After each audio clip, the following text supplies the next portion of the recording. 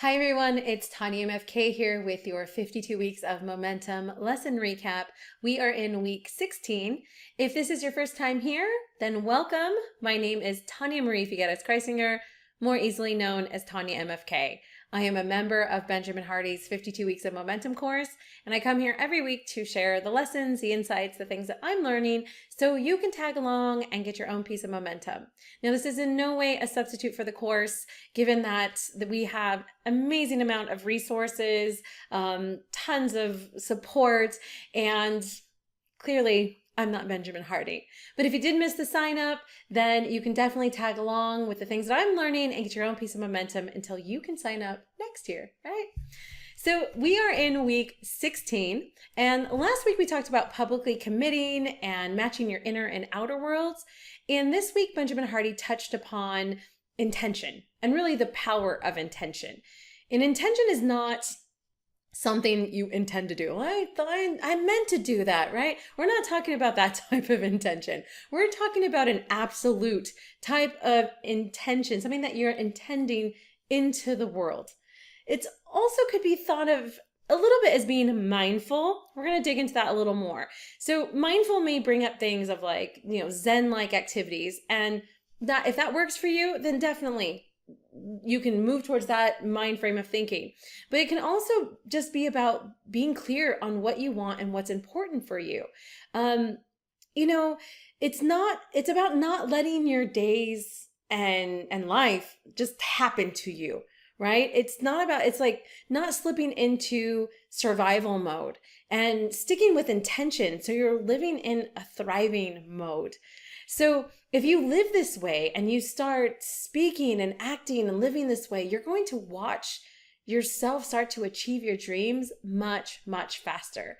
So Benjamin Hardy actually mentioned the book by Dr. Wayne Dyer, The Power of Intention.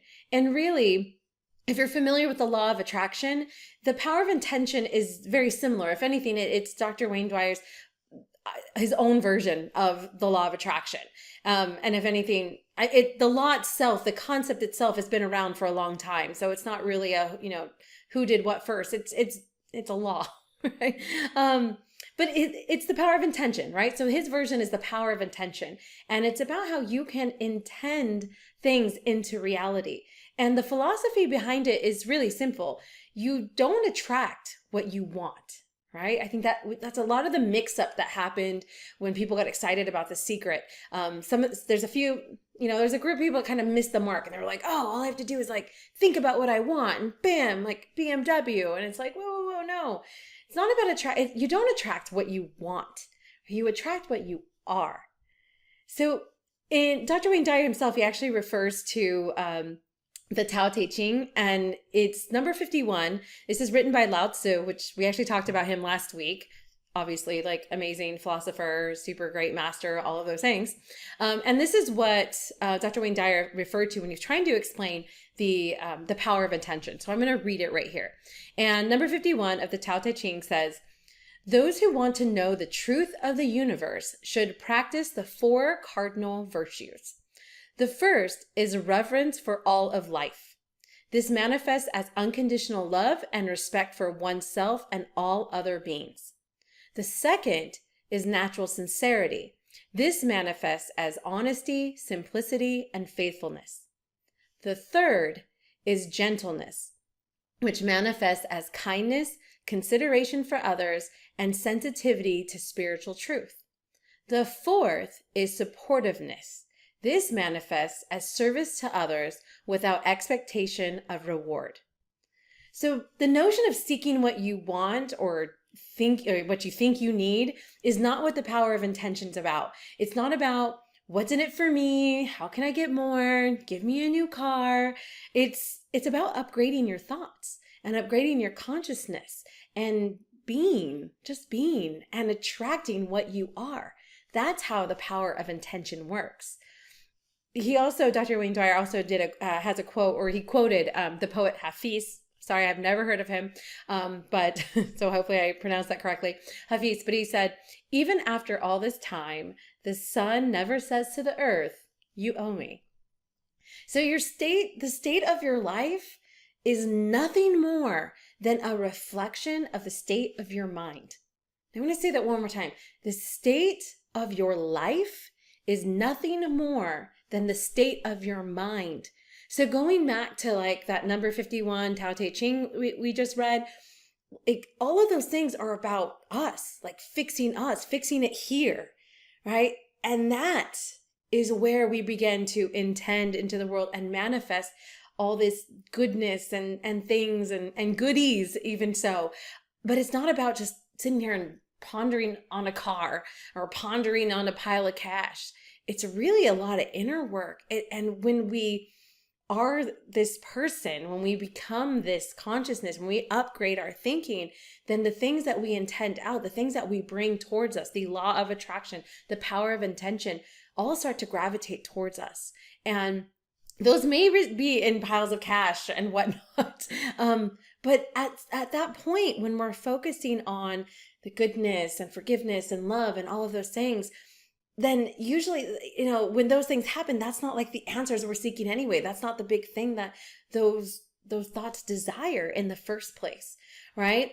So another quote that Wayne Dyer has, and I love this one. This is actually from the book Power of Intention. He says, when you're able to shift your inner awareness to how you can serve others, and when you make this the central focus of your life, you will then be in a position to know true miracles in your progress towards prosperity.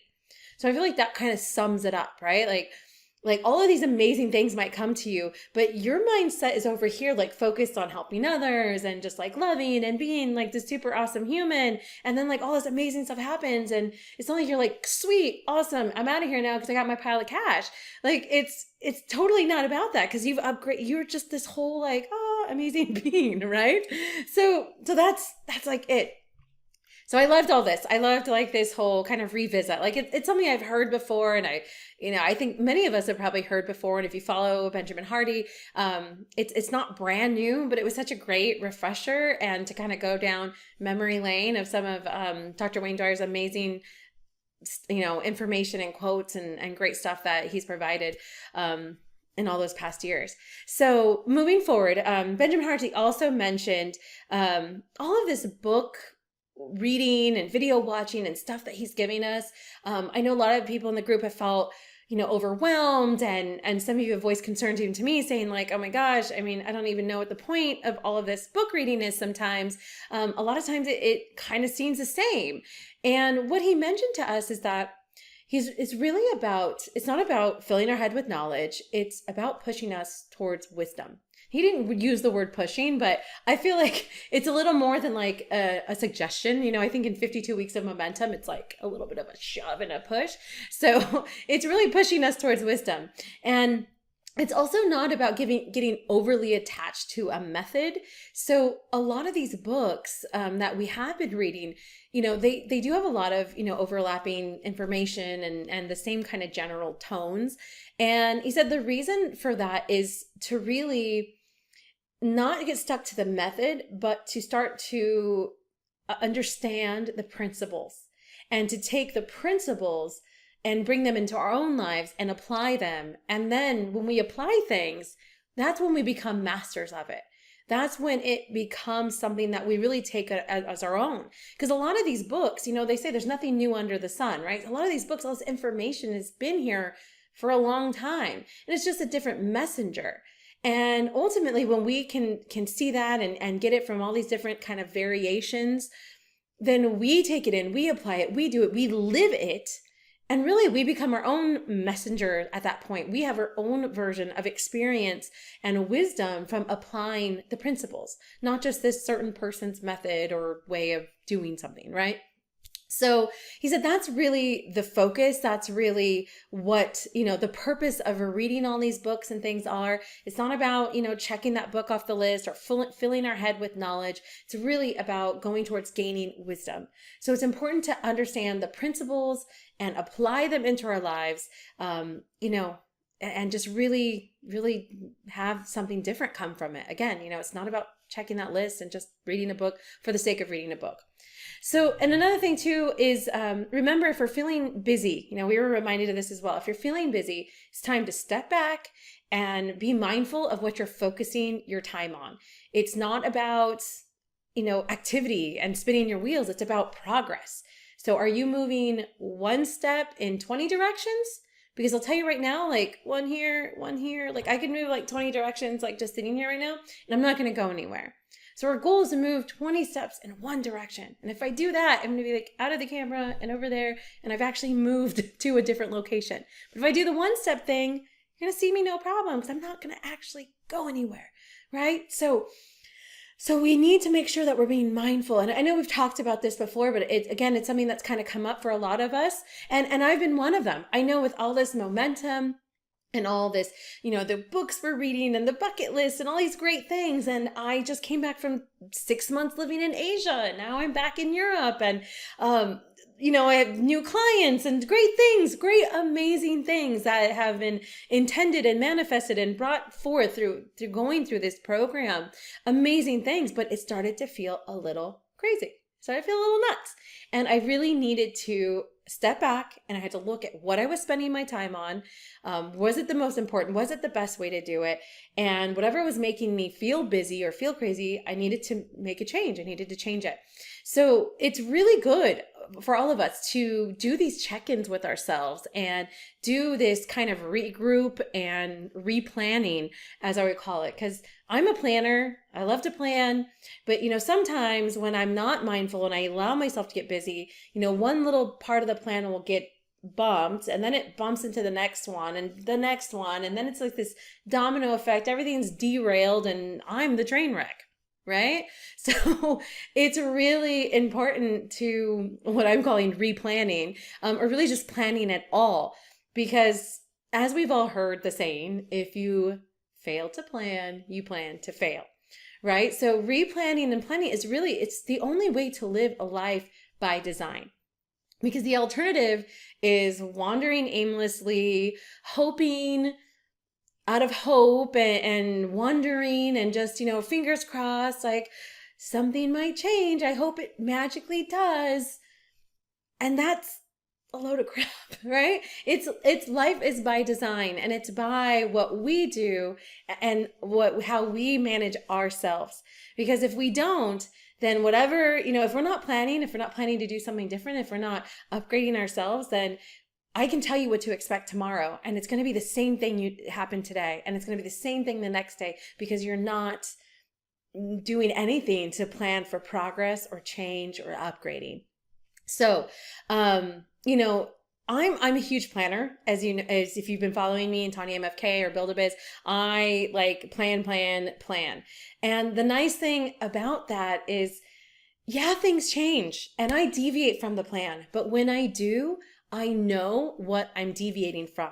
When I'm asked to do something that might be outside of my plan, I can make that decision based on, knowing what I'm going to give up or knowing what needs to be rearranged. I can, someone says, oh, it's something as simple as you want to go to lunch this afternoon. And I can, think about what I have planned this afternoon.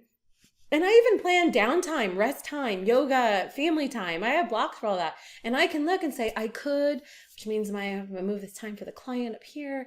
Do I really want to be working at night? Or do I want to give up my family time? You know what? Can we do that tomorrow instead? Or maybe it's like, oh, you know what? I was just going to catch up on some reading and I can do that another day. Sure, why not?